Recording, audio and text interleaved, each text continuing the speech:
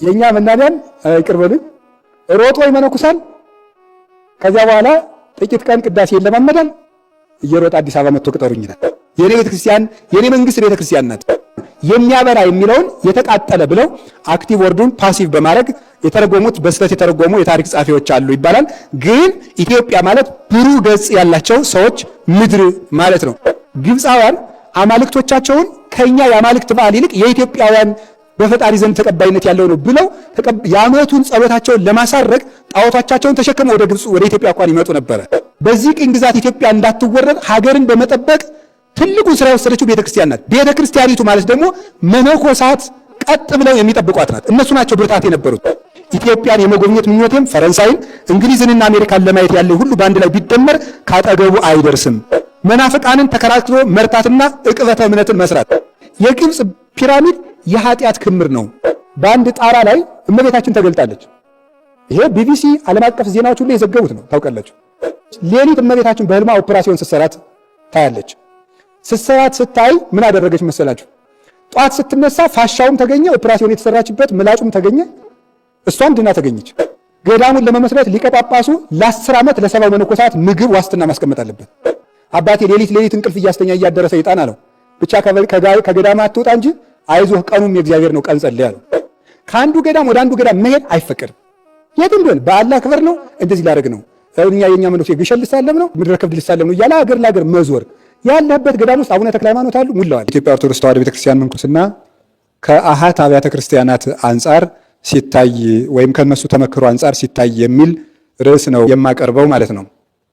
እንደው ከዛ በፊት ከአሃት አብያተ ክርስቲያናት አንጻር የሚለውን ከማየታችን በፊት ቤተክርስቲያን የሚለው ላይ እንደው ትንሽ ነገር ለመናገር ስለ ነገረ ቤተክርስቲያን የተወሰነ ነገር እናገር። ለምን ምንኩስና ቤተክርስቲያን የሚጠብቅ መሰረት ስለሆነ መጀመሪያ እንደው የአሃት አብያተ ክርስቲያናትን የምንኩስና ተመክሮ ከማየታችን በፊት እንደው ቤተክርስቲያን ስንል ምን ማለታችን ነው፣ ነገረ ቤተክርስቲያን ምንድን ነው የሚለውን ትንሽ ስለ ነገረ ቤተክርስቲያን የተወሰኑ ሐሳቦችን ማንሳት ፈልጌያለሁ። ቤተክርስቲያን ምንድን ነው የሚለውን ታውቁታላችሁ ሁላችሁም። ግን ምንኩስና ከቤተክርስቲያን አንጻር እንዲታይ ስለፈለኩ ነው። በዚህ ዘመንም ያለው ምንኩስና እየተዘነጋ የመጣው ምንኩስና ቤተክርስቲያን መሰረት አድርጎ እንዲሰራም ቤተክርስቲያንን መሰረት አድርጎ እንዲጓዝ ከሆነ ብቻ ፍሬ እናፈራለን። እና ቤተክርስቲያን ምንድን ነው? ቤተክርስቲያን ባልን ጊዜ የክርስቲያኖች ጉባኤ ማለታችን ነው። የክርስቲያኖች ጉባኤ።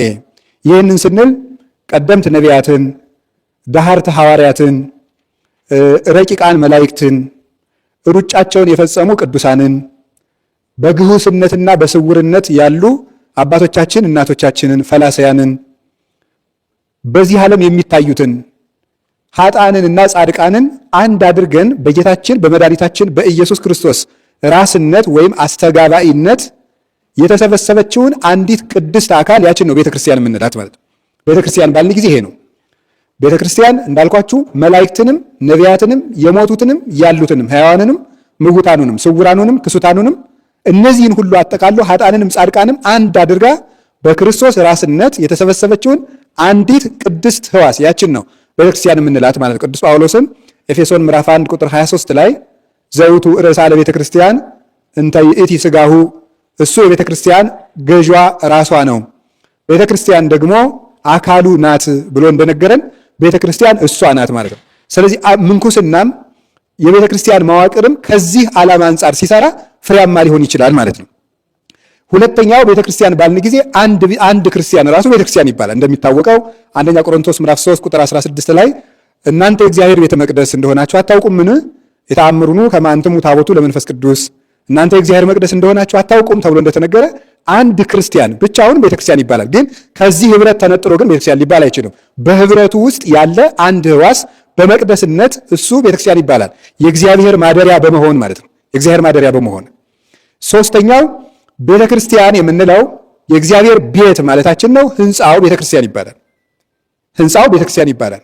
አሁን ብዙ ጊዜ እንደምታዩት ተፈሳይኩ ሶበ ይቤሉን ቤተ እግዚአብሔር ነሐውር፣ ወደ እግዚአብሔር ቤት እንሂድ ባሉኝ ጊዜ ደስ ያለኝ። እስመ ኢኮነት ቤተክርስቲያን መካነ ነገር አላ መካነ ጸሎት ኢቲ፣ ቤተክርስቲያን የጸሎት ቤት ናት እንጂ የነገር ቤት አይደለችም። ፍትሕ መንፈሳዊ አንቀጽ 1 ላይ እንዲህ ሲል መዝሙር 121 ቁጥር 1 ላይ ወደ እግዚአብሔር ቤት እንሂድ ባሉኝ ጊዜ ደስ ያለኝ ጥቀ ፍቁር አብያቲከ እግዚኦ እግዚአብሔር የኃያላን መላእክት ፈጣሪ እግዚአብሔር አቤቱ ቤቶችህ እንደምን ያማሩ ናቸው ብሎ ሲናገር የእግዚአብሔር ማደሪያ የሆነ የአምልኮ ስፍራ ቅዱስ መቅደስ ማለታችን ነው። አሁን ብዙ ጊዜ እንደምታዩት በቤተ ክርስቲያን ውስጥ ያለን እኛ የቤተ ክርስቲያን ሕዋሳት የሆን መነኮሳትም ሆነ ሌላው ክፍል የሚዘነጋ ቤቱን ነው። እንደው አተኮርን ካልን ህንፃው ላይ ነው ትኩረት ያለን። ሁለቱ ተንዘንግተዋል። የአንድ ክርስቲያን መቅደስነት መነኮሳት በአንድ ክርስቲያን ቅዱስ መቅደስነት ድርሻ አላቸው። ገዳማዊ ሕይወት ራሳቸውን የሚያድኑ ስብስብ ሳይሆን አንድ ነፍስ የክርስቶስ ማደሪያ ሆኖ እንዲቀጥል ድርሻ ያላቸው ናቸው። ስለዚህ አሁን እየተዘነጋ የመጣው የቱ ነው ያላችሁኝ እንደሆነ አንድ ክርስቲያንን ዓላማ አድርጎ መስራት፣ ጉባኤውን ዓላማ አድርጎ መስራት እየተዘነጋ መጥቷል። ማለት ምናልባት ካሰብን ህንፃው ላይ እየለፋን ነው። ገዳማትም እንኳ ሳይቀር የእቅዳቸው ስኬት የዓላማቸው ውጤት የሚሆነው ህንፃ ቤተ ክርስቲያንን አዘምነው በመስራታቸው ምናልባትም 30 ሚሊዮን ብር ይፈጅ የነበረውን ህንፃ ወደ 500 ሚሊዮን የሚፈጅ ህንፃ አድርገው በመስራት በዚህ ምክንያት ስኬታችንን እንገልጻለን። ግን ቤተ ክርስቲያን ሰራን ማለት ግን እሱ አይደለምና ቤተ ክርስቲያን ላይ እንድናተኩር በማለት ነው። የቤተ ክርስቲያን ጥናት ምኑ ነው የሚያጠናው? መዋቅሯን ያጠናል። የቤተ ክርስቲያን መዋቅሯ ምንድን ነው? ነገረ ቤተ ክርስቲያን እዚህ ላይ የሚያተኩረው። እኛም ገዳማውያን የቤተ ክርስቲያንን መዋቅር የመጠበቅ ግዴታ አለብን። ምንኩስና የቤተ ክርስቲያንን መዋቅር አጽንቶ የጠበቀ ፍጹም ህብረት ነው። እውነት ለመናገር መናፍቃን ገብተው በነቀነቁ ጊዜ፣ በናሪዎስ ጊዜ፣ በንስጥሮስ ጊዜ፣ በሌሎችም መናፍቃን ጊዜ መናፍቃን አላውያን ነገስታትን በመጠቀም የቤተ ክርስቲያንን አጥር ሲነቀንቁ የቤተ ክርስቲያንን አምድ አጽንቶ የጠበቀው ምንኩስና ነው። ስለዚህ መዋቅሩን ማወቅና መጠበቅ ለመዋቅር መገዛት ይገባናል። መዋቅራችን ምንም ይሁን ምን መዋቅራችን እስካልጠበቅን ድረስ እንጠፋለን። እንደምታዩት ምን ማለት ፈልጌ ነው። ቅዱስ ሲኖዶስ የማያዘው ገዳም፣ ቅዱስ ሲኖዶስ የማያዝበት መነኩሴ ወይም አበምኔት ወይም ባይታዊ ወይም ግሁስ ወይም ህብረት ካለ ቤተ ክርስቲያን ትጠፋለች። ስለዚህ መዋቅሩን መጠበቅ አንድ የምንኩስና ዓላማ ስለሆነ ነገረ ቤተ ክርስቲያንን መግቢያ ያደረኩት ከዚህ የተነሳ ነው። ሁለተኛ ዓላማዋን ነው። የቤተ ክርስቲያንን ዓላማዋ ምንድን ነው? ምንኩስና ከቤተ ክርስቲያን ዓላማ ጋር ተይዞ ሲቀረጽ ነው የሚያምረው። ሲታቀድም እንደዚህ ነው። እዩት እንግዲህ አባቶች፣ እናቶች ከእናንተ መካከል ወይም የእኛ ገዳም የቤተ ክርስቲያንን ዓላማ ትኩረት አድርጎ ዓመታዊ ዕቅድ አቅደን እናውቃለን። እንደው ብላችሁኝ ብሎ የሚያቀርብ ይኖራል። ከመጠቅለል በጣም እግዚአብሔር ይጠብቀኝ። መጠቅለልም ኃጢአት ስለሆነ የቤተክርስቲያን ዓላማ ምንድን ነው? የቤተክርስቲያን ዓላማ ከሦስቱ አካላት አንዱ አካል ወልደ እግዚአብሔር ከአባቱ እሪና ሳይጎድል ከእናታችን ከቅድስት ድንግል ማርያም ስጋን ነፍስን ነስቶ ተዋህዶ በዚህ ዓለም ተመላልሶ ወንጌልን አስተምሮ ሙቶ ተሰቅሎ ዓለምን ያዳነበትን ምስጢር ተሸክማ ነፍሳትን መቀደስ ነው የቤተክርስቲያን ዓላማ። ለሌላት በሱ ወንጌል በሱ ቅዱስ ሥጋ በሱ ክቡር ደም ዓለምን መቀደስ፣ ማንጻት፣ ማስተስረይ የክርስቶስ ፍጹም ማደሪያ አድርጋ ሰንግላ ወልውላ አጥርታ ለክርስቶስ ማቅረብ፣ ይሄ ነው የቤተ ክርስቲያን ዓላማ። ይህንን ዓላማ ገዳማት ያቀዱት እንደሆነ ምን ይሆናል ማለት ነው? ቤተ ክርስቲያን በሁለት እግሯ ቆማ መኖር ትችላለች። ማንም ሊገፋትም አይችልም። ኢይክልዋና ቅጸ ሲኦል ብለን የምንዘምርላት ቤተ ክርስቲያን የምትመጣም ይሄንን ዓላማ አድርገን ያቀድን እንደሆነ ነው። ሌላው ምስጢራቷን ነው። ምስጢራቷ ምስጢራት ቤተ ክርስቲያን ነገረ ቤተ ክርስቲያን ባለ ጊዜ አንድ ሰው ቤተ ክርስቲያንን አወቀ የሚባለው የቤተ ክርስቲያንን ትርጉም፣ መዋቅሯን፣ ዓላማዋን እና ምስጢራቷን ሲያውቅ ነው።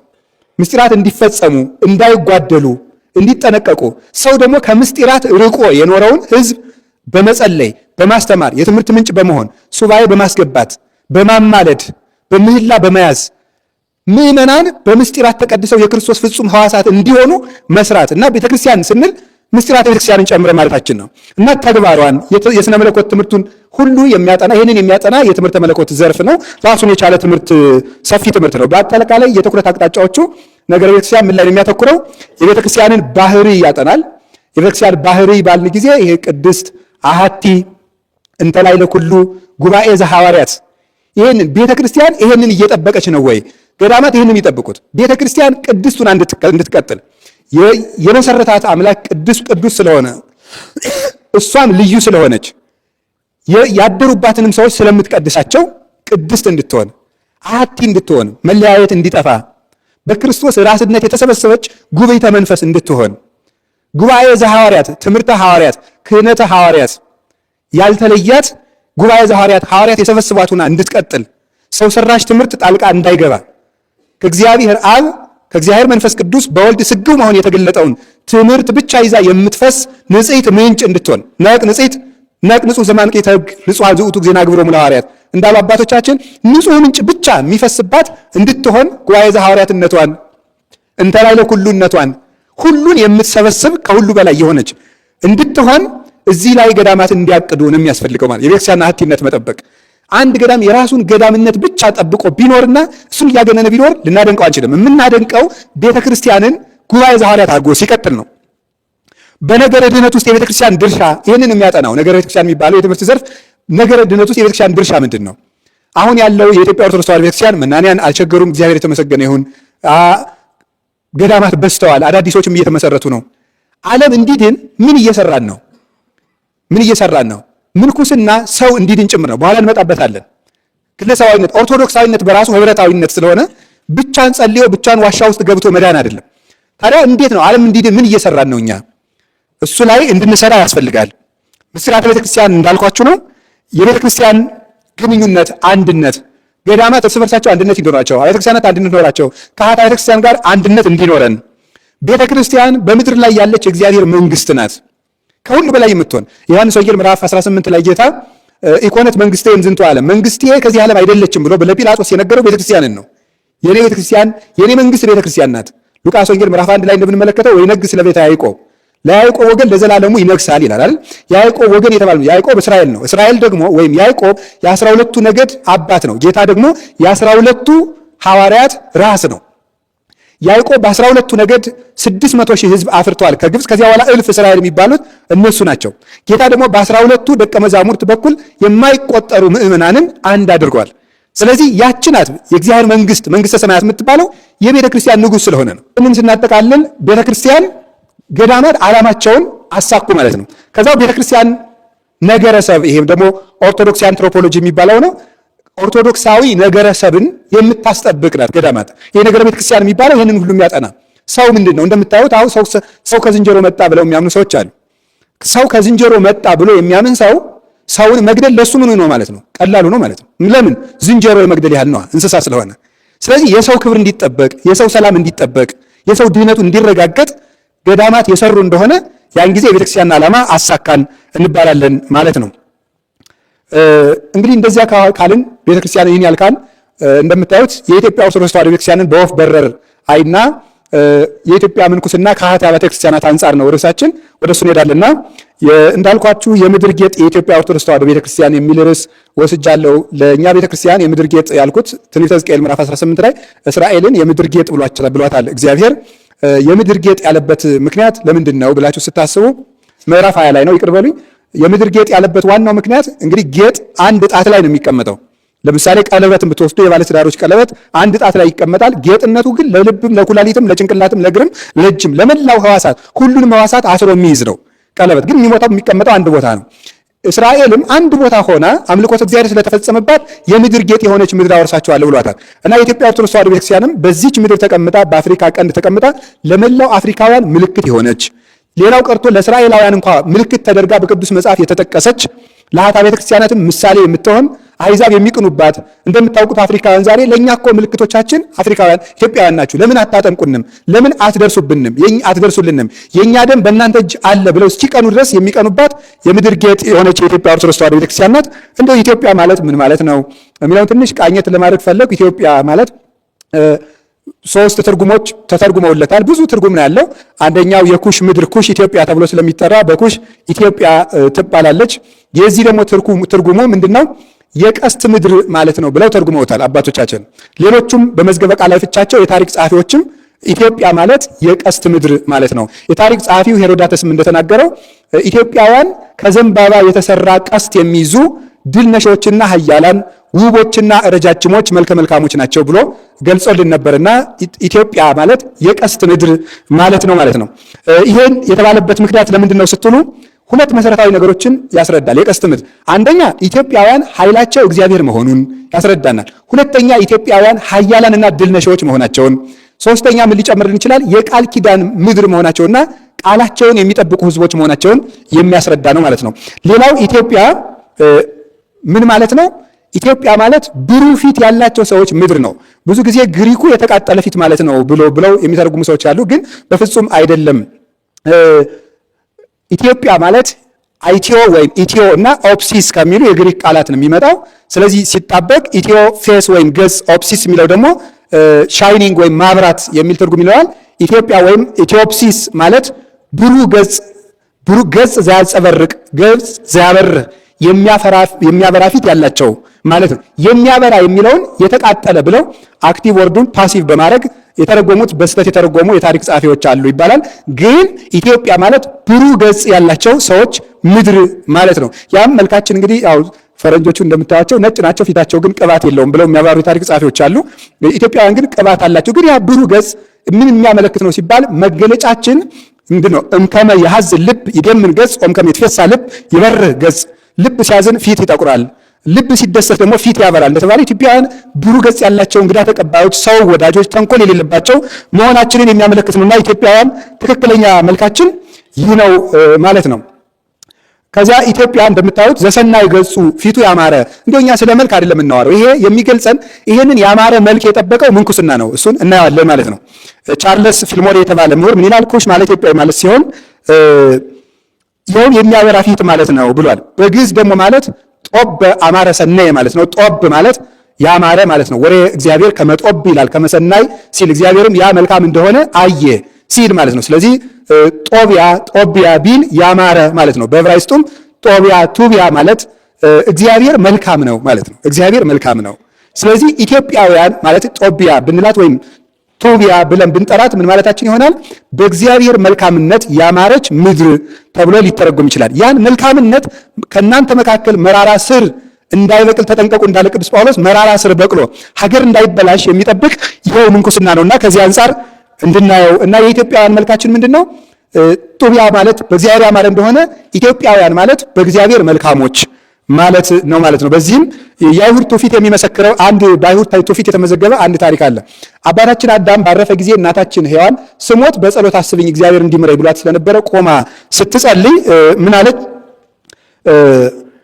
መላእክት ሲያማልዱ ታየች። ሔዋንም እንድትጸለይለት ነግሯት ስለነበረ አንድ መልአክ መጥቶ በሰማይ የሚደረገውን ተመልከች አላት። በዚያን ጊዜ ሁለት ኢትዮጵያውያንን ትመለከታለች። ያን ጊዜም አብሯት ለነበረው ልጇ ለሴት ማለት ነው ለአባትህ ለአዳም ጸሎታቸውን የሚያደርጉለት እነዚያ ሁለት ኢትዮጵያውያን እነማን ናቸው ብላ ነገረችው። ምንጩን እዚህ ላይ አስቀምጫላችኋለሁ። ቋንቋውን በአማርኛ ስለተረጎምኩት መድገም አያስፈልግም ማለት ነው። እና ምንድን አለው? እነዚያ ምንድን ናቸው አለ? ፀሐይና ጨረቃ ናቸው። ፀሐይና ጨረቃ ኢትዮጵያውያን ተብለው በአይሁድ ትውፊት እንግዲህ መጽሐፈ ቀሌምንጦስ ላይም 7 ቀን ጨለመ በአዳም ሞት ምክንያት ስለሚል ጠየም ያሉ ግን የሚያበሩ ፀሐይና ጨረቃ ብርሃናቸውን አጥፍተው ነገር ግን ሰሌዳቸው ስላልጠቆረ ጠያይሞች የሚያበሩ ብሩህ ፊት ያላቸው መሆናቸውን የአይሁድ ትውፊትም ያረጋግጥልናል ማለት ነው። እንደው ከታሪክ ጸሐፊዎች ምን ተብሎ እንደተመሰከረልን ትንሽ ነገር ልናገር። አንደኛ ሄሮዳተስ ነው እንዲህ ይላል፣ ኢትዮጵያውያን በቁመት ረጃጅሞች በውበት ከሁሉ የሚያምሩ ቤታቸውን ከጎና ዳር ሰርተው እንግዳ የሚቀበሉ ሰውነታቸውን የሚያድሱ ውሃ ያላቸው ጨዋታ አዋቂዎችና ሰው አክባሪዎች ጥበበኞች ናቸው ብሎ ይነገራል። ሌላው ቴዎዶሮስ የተባለ ታሪክ ጸሐፊም ሲናገር ኢትዮጵያውያን የአፍሪካ አማዞኖች ናቸው፣ ውቦችና ጠንካሮች ረጃጅሞች። አማዞን የሚብለው በጥንት የውበት ምልክት ተደርጎ የሚጠቀስ ሰፊ ነገር ነው። ይህን የሚናገር ነው። ፓከር የተባለ ምሁር ደግሞ በዓለማችን ማለዳ የፍቅር ጣቶች የጊዜን መጋረጃዎች ሲገልጡ ጠይሟ እናታችን ኢትዮጵያ መድረኩን ያዘች፣ መንግስታትን የወለደቻቸው እርሷ ናት፣ ግብፅ የመጀመሪያ ልጇ ናት ብሎ ኢትዮጵያ ቀዳሚት የሆነች ሀገር መሆኗን ይናገራል። ዊሊያም ሊዮ ሃንስቤሪ የተባለ ሰው ደግሞ የሰው ዘር ዋናዋ ኤዶም ገነት ኢትዮጵያ ናት ይላል። የሰው ዘር ዋናው ኤዶም ገነት ኢትዮጵያ ናት። ገነት ኢትዮጵያ ናት የሚለው አስተምሮ አልተናገርኩም። እሱን አይደለም ማለት የፈለገው ሌላ ጉዳይ ነው እያወራ ያለሁት፣ ወደዚያ እንዳይወሰድብኝ ስለፈለግኩ ነው። ጳውሳኒዮስ የተባለ ግሪካዊ ሰው ደግሞ ኢትዮጵያውያን ከሁሉም በላይ ጻድቃን ናቸው ይላል። ጻድቃን ናቸው። እንግዲህ እንደምታዩት በኋላ በታሪክ እንደምናረጋግጠው ኢትዮጵያውያን መነኮሳት ከመራቀቅ ይልቅ ስኮላስቲክ የሚባለውን ይሄን የመራቀቁን የምዕራባውያን መንገድ ከመከተል ይልቅ እንደውም ወደ ሊቅነት ከመምጣት ይልቅ ወደ ገድል የሚያዘነብሉ ነበሩ። ገድልን የሚከተሉ ራሳቸው መደበቅ ላይ የሚያተኩሩና ከእግዚአብሔር ጋር መኖር ደስ የሚላቸውና በተመስጦ የሚኖሩ ነበሩ። ይህን ሁሉ ታሪክ ጸሐፊዎች ቀድሞ የመሰከሩልን ነው። እንግዲህ ከጌታ ልደት በፊት የነበረው የመልክዓ ምድር አዘጋጁ የባዛንታይኑ እስጢፋኖስ የሚባለው ሰው ደግሞ ምን ብሏል? በምድር ላይ የተደራጁ የመጀመሪያዎቹ ሕዝቦች ኢትዮጵያውያን ናቸው። ለሌሎች ፈጣሪን ማምለክን ያስተማሩና ሕግንም የሰሩ ኢትዮጵያውያን ናቸው ይላል። እንግዲህ በዓለም ላይ የታወቀ የጂኦግራፊ አጥኚ ወይም መዝገበ ቃላት አዘጋጁ ሰው ይህን ይናገራል። ለእምነት ምልክት የሆኑ ህዝቦች መሆናችንን ሌሎች ታሪክ ጻፊዎች ሲመሰክሩ ደግሞ አሁንም ዲዮድሮስ የተባለው ሰው ኢትዮጵያውያን አማልክትን ለማክበር መስዋዕትን ለማቅረብ በዓለ ንግሥናን ክብረ በዓላትንና ሌሎች አምላክ የሚከበርባቸውን የአምልኮ ስርዓቶችን እንዲፈጽሙ የተማሩ የሰው ዘሮች ናቸው። በዚህ ምክንያት የኢትዮጵያውያን ቅድስና ከሀገራቸው ውጭ በዓለም ህዝቦች ዘንድ ደምቆ ተጽፏል። በአጠቃላይ በኢትዮጵያውያን የሚቀርበው መስዋዕትም ሰማያትን እጅግ ደስ የሚያሰኝ ነው ተብሎ ይታመናል ይላል። እንግዲህ ይሄ ሁሉ ነገራችን ነው ዛሬ እየተበላሸ ያለው። አሁን ይሄ ህብረት ከጠነከረ ይሄን የኢትዮጵያ ልልና ያመጣዋል ብለን እናስባለን። ይሄው ዲዮድሮስ ሲናገር ከግሪካውያን ፈላስፎች መካከል ሆሜር የሚባለውን ሰው ወይም ባለቅኔውን ይጠቅሳል። እና ይሄ ሆሜር የሚባለው የታወቀው ባለቅኔ ከግሪክ አማልክት መካከል አንዱ በኢትዮጵያውያን የአማልክት በዓል ፍቅር ተነድፎ በዓል ለማክበር ኢትዮጵያ ሂዶ ነበር ብሎ ጽፎ ነበረ። እና በጣም የሚያስገርመው ግብፃውያን አማልክቶቻቸውን ከኛ የአማልክት በዓል ይልቅ የኢትዮጵያውያን በፈጣሪ ዘንድ ተቀባይነት ያለው ነው ብለው የዓመቱን ጸሎታቸውን ለማሳረግ ጣዖቶቻቸውን ተሸክመው ወደ ግብፅ ወደ ኢትዮጵያ እንኳን ይመጡ ነበረ። ታዲያ ግን ነገስታቱ አላስገባቸው ሲሉ ድንበር ላይ አድርሰነው ከመለስንም ያክብረናል ብለው እስከ መመለስ ድረስ ይደርሱ ነበር። ኢትዮጵያውያን አምልኮታችን የተመሰከረልን ነን ማለት ነው። ይኸው ሰው ሲናገር ዲዮድሮስ ምን ይላል? ኢትዮጵያውያን እነርሱ ለአምላካቸው ካላቸው ክብርና ቅድስና የተነሳ ግልጽ በሆነ መልኩ እነርሱንም የአማልክት እንክብካቤ አይለያቸውም። እግዚአብሔር እንዳልተለየን ቅኝ ተገዥነት ገጥሟቸው አያውቅም። አንዳቸው ከሌላው ጋር በነፃነት ይኖራሉ። ምንም እንኳን ብዙ ኃያላን ገዢዎች በእነርሱ ላይ ጦርነት ቢከፍቱም ኢትዮጵያውያንን ለማሸነፍ ከነዚህ ውስጥ አንድም እንኳን አቅም አልነበረውምና አልተሳካለትም ይላል። ይህዚች ኢትዮጵያ ልዕልናዋ ምን ይመስላችኋል? ከነጻነት ታሪካችን ላብነት አንደኛው የንጉሥ ቂሮስ ልጅ ካምቢሰስ የተባለው ሰው ኢትዮጵያውያንን ለመውረር ጌታችን ከመድኃኒታችን ከኢየሱስ ክርስቶስ ልደት በፊት የነበረ ነው። እንግዲህ 400 ወይም 390 ዓመታትን ቀድሞ የነበረ ሰው ነው እና ይህ ሰው ቅድመ ለክርስቶስ የነበረ ሲሆን ምን አለ? ግብፅን፣ ባቢሎንን፣ አሶርን፣ ጢሮስን፣ ሲዶናን የአረብ ግዛቶችን ሁሉ ወሯል። ኢትዮጵያን ለመውረር ሰላዮቹን ልኮ ነበረ እና ጊዜ የኢትዮጵያው ንጉሥ ምን አላቸው ለሰላዮቹ? እናንተ ውሸታሞች ናችሁ። ንጉሳችሁም ክፉ ሰው ነው። እውነት ለሆነው ነገር ትንሽ እንኳን ግድ ቢኖረው ኑሮ ከራሱ ግዛት ውጪ የሌላን ግዛት ባልተመኝ ነበር። እኛ ኢትዮጵያውያን ከራሳችን አገር ወጥተን በሌሎች አገር ላይ የመስፋፋት ምኞት በሐሳባችን ውስጥ ስለሌለ ፋርሶች እግዚአብሔርን ያመስግኑ ብሎ ሳይገላቸው በነፃ ሰዷቸዋል። ኢትዮጵያውያን የሰው ግዛት የማይወሩ ሰላም የሚወዱና ጠላቶቻቸውን አብልተው አጠጥተው ኤልሳ ለንጉሱ ኢዮራም እንዳደረገው ጠላታቸውን ተንከባክበው የሚመልሱ ነበሩ አባቶቻችን። በታላቁ እስክንድር ጊዜ ኒውካውላ የተባለች ንግስት ነው የነበረችው ኢትዮጵያ ውስጥ። ታላቁ እስክንድር 127 ሀገሮችን እየወረረ ግዛቱን ሲያስፋፋ የኢትዮጵያዊቱ ንግስት ከጥበቧ የተነሳ አስቀድማ እስክንድር ምን እንደሚመስል ስዕሉን ስላችሁ ፎቶውን አምጡልኝ ብላ ፎቶውን አስላ አምጥታ ቤተ መንግስት ውስጥ አስቀምጣ ስለነበረ እሱ ተራ ነጋዴ መስሎ አልባሌ ልብስ ለብሶ ሲመጣ እሷ በሰላዮቿ ሲዛ አምጥታ ከቤተ መንግስቷ ምሕረት ሰጥታ አርማ መልሰዋለች። ኢትዮጵያውያን ጥበባችን ይህ ሁሉ የተመላ ነው ማለት ነው። ምሕረትንም ያለን ጀግንነትም ያለን ህዝቦች ነን። ይሄ ከሃይማኖታችንና ከእግዚአብሔር ጥበቃ የመጣ ነው። የመካከለኛው ዘመን የአውሮፓ ታሪክ ጸሐፊ ምን ብሎ ይናገራል? የግብፁ ሱልጣን የኢትዮጵያውን ንጉስ ይፈራዋል። ምክንያቱም የኢትዮጵያው ንጉስ በዓለም ላይ እጅግ ገናና ነው፣ ንጉስ በመሆኑ ነው ይላል። ይህ የሚታወቅ ዘንድ አጼ አምደ ጽዮን፣ አጼ ሰይፈ አርድ፣ አጼ ሰርጸ ድንግል እነዚህ ሁሉ የግብፁ ሱልጣን የግብፁ ኦርቶዶክስ ተዋሕዶ ቤተክርስቲያን ፓትርያርኩን እያሰሩ እያሰቃዩ መከራ ባጸኑባቸው ጊዜ አባይን በመገደብ በማስፈራት እዚያው ድረስ ጦር ሰብቀው በመሄድና ነፃነትን በማስከበር የታወቁ ነፃ አባቶቻችን ካልነኳቸው የማይነኩ ነበሩ። የኢትዮጵያውያን ነገስታት ኮፕቶችን በመልካም ሁኔታ በርህራሄ እንዲይዟቸው ለማድረግ በልዩ ልዩ ጊዜያት ሱልጣኖች ላይ ጫና በማሳደር በመሳሰሉት ሁሉ የተለያዩ ነገሮችን ያደርጉ ነበር ብለው አባ ታድሮስ ማላቲ የግብፁ የታሪክ ጸሐፊ እና ተርጓሚ እሳቸውም ይህንኑ መስክረዋል። ኢትዮጵያውያን ለግብፅ ቤተክርስቲያን እንክብካቤ የሚያደርጉ ቸር ነገስታት እንደነበሩ፣ እነዚህ ቸር ነገስታት በመነኮሳት የሚመሩና የሚመከሩ ነበሩ።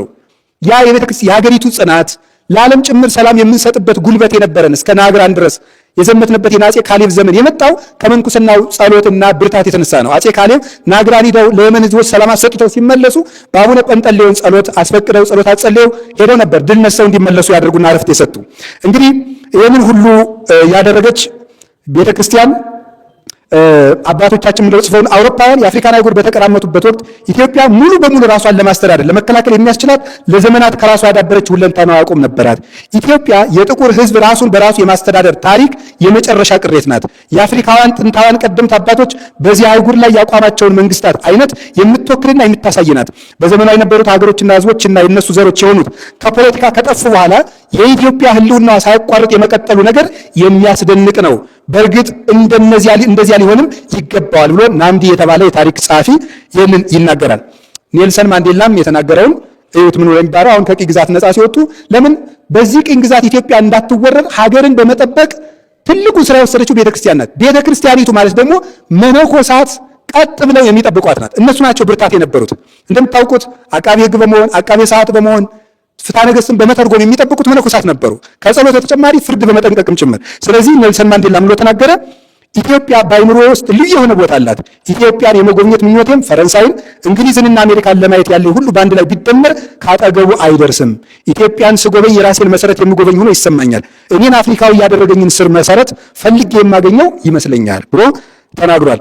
እንግዲህ ሌሎች ሰዎች ስለ ኢትዮጵያ እንዲህ ይመስላል። ኢትዮጵያውያን በመጽሐፍ ቅዱስ ኢትዮጵያ ስትባል የግዮን ሀገር ናት። የሁለተኛው ወንዝ ምንጭ የሆነች ናት። ያ ደግሞ ወንጌል እንደሆነ ተተርጉሟል።